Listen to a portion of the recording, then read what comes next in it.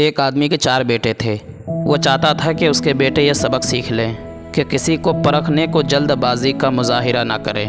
لہٰذا اس بات کو سمجھانے کے لیے اس آدمی نے اپنے بیٹوں کو ایک سفر پر روانہ کرنے کا فیصلہ کیا اور دور دراز علاقے میں ناشپاتی کا ایک درخت دیکھنے کے لیے بھیجا۔ ایک وقت میں ایک بیٹے کو سفر میں بھیجا کہ جاؤ اور اس درخت کو دیکھ کر آؤ۔ باری باری سب کا سفر شروع ہوا۔ پہلا بیٹا سردی کے موسم میں گیا، دوسرا بہار میں، تیسرا گرمی کے موسم میں، اور سب سے آخر والا چھوٹا بیٹا خزاں کے موسم میں گیا۔ جب سب بیٹے اپنا اپنا سفر ختم کر کے واپس لوٹ آئے تو اس آدمی نے اپنے 4 بیٹوں کو ایک ساتھ طلب کیا اور سب سے ان کے سفر کی الگ الگ تفصیل کے بارے میں پوچھا۔ پہلا بیٹا جو جاڑے کے موسم میں اس درخت کو دیکھنے گیا تھا، اس نے کہا، ابا جان، وہ درخت بہت بدصورت جھکا ہوا اور ٹیڑھا تھا۔ دوسرے بیٹے نے کہا، اے والد محترم، وہ درخت تو ہرا بھرا تھا، ہرے بھرے پتوں سے بھرا ہوا تھا۔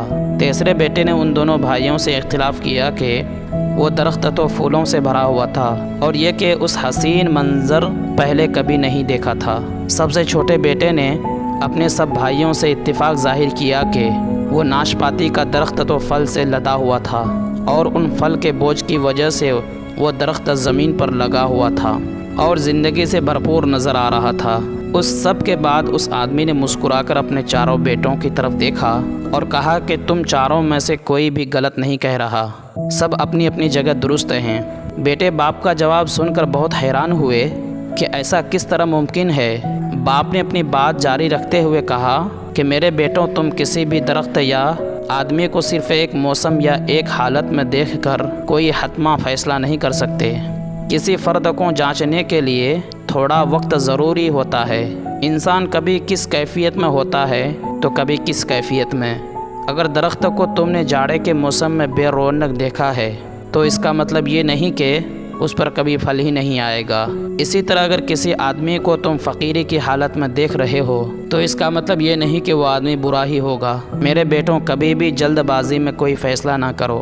کسی کو اس وقت سمجھا یا پرکھا جا سکتا ہے جب یہ تمام موسم اس کے اوپر گزر جائیں۔ اگر تم سردی کے موسم ہی اندازہ لگا کر نتیجہ اخذ کر لوگے تو گرمی کی ہریالی یا بہار کی خوبصورتی اور بھرپور زندگی سے لطف اندوز ہونے سے رہ جاؤ گے۔